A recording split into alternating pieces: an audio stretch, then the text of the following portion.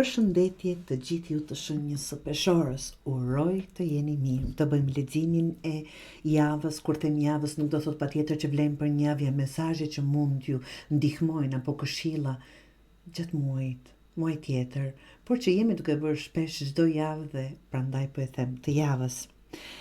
Të dashur, titulli në shikim të parë të leximit të juaj është kjo: Balanca e rreme të mban të sigurt, por jo të gjallë. Është një përballje mes dëshirës për qetësi dhe nevojës për të dalë nga kornizat, nga kufizimet që vetë i keni ndërtuar.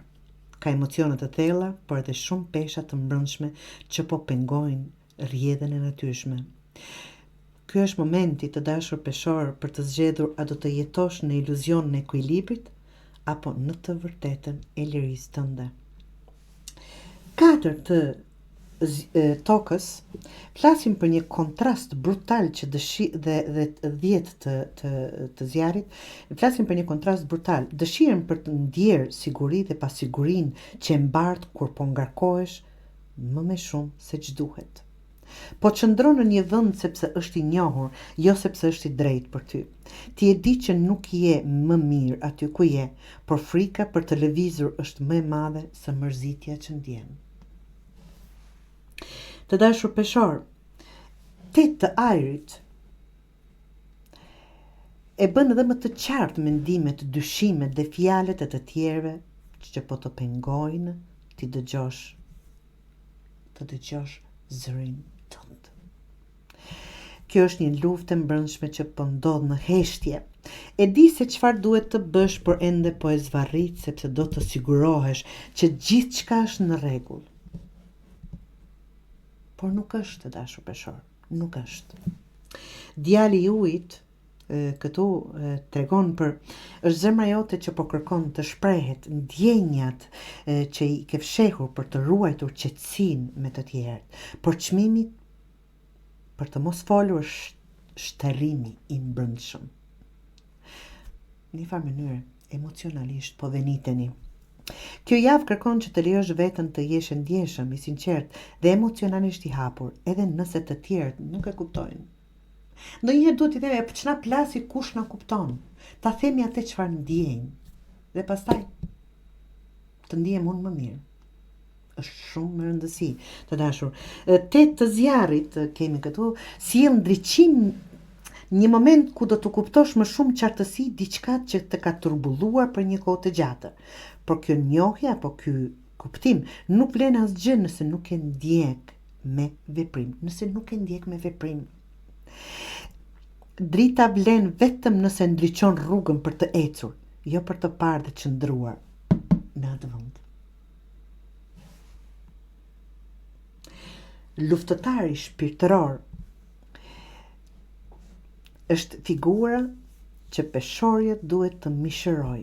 Tani, veprim me qëllim, vendim pa mëdyshje, guxim për të ecur përpara, pa kërkuar leje apo aprovim nga dikush. Ky është momenti për të qenë lojtari i parë në jetën tënde. Rolin kryesor ta keni ju vetë, jo spektatori i ekuilibruar i dramave të tjerëve. Në këtë lexim të kësaj jave kam vendosur të gjithë t'ju jap detyra të vogla, ta them, që janë dhe kanë domethënë një të mëdha. Çfarë do jetë detyra juaj për këtë javë, të dashur peshor? Ndalo së shtypur ndjenjet për të ruajtur paqen. I mirë je i mirë, s'ka me ty. Ti je një shembull brutal, ta them kështu, por nuk e mendoni. Aman mos të ziheni, aman mos të në atë kuptim.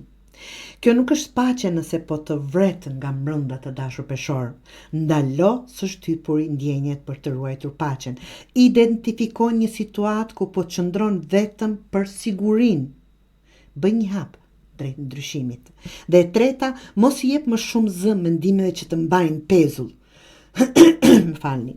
Jeni praktik, çfarë mund të bësh sot? Lësho barrët që nuk janë të tuat. Nuk është detyra jote të mbash gjithçka në balancë. Zgjidh ta ndjekësh të vërtetën, edhe nëse e prish ekuilibrin e jashtëm. Me të tjerët po flas, absolutisht të dashur peshor.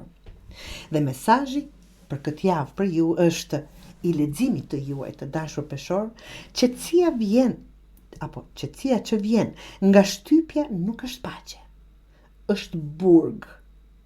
Liria jote fillon kur vendos të mos e mbrosh më atë që të lëndon. Ti mund të jesh ekuilibruar edhe kur zgjedh të largohesh nga ajo që nuk të ushqen më. Zgjedhja është e juaja, të dashur peshor.